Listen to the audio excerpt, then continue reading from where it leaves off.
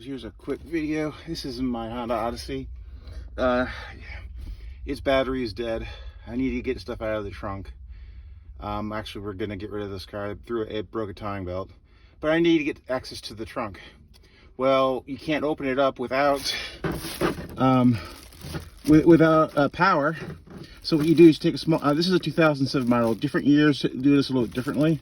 Concept is the same. You take a small screwdriver here, and this will pop out. And this one, you stick your flathead here, do that.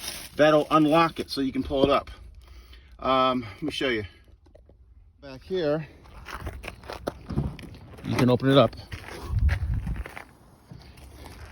And if you want to lock it back again, you just stick your screwdriver in there and you just turn it, and that'll lock it.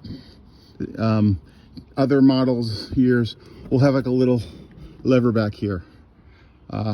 So this is a 2007, how you can get to your trunk through the when you don't have power.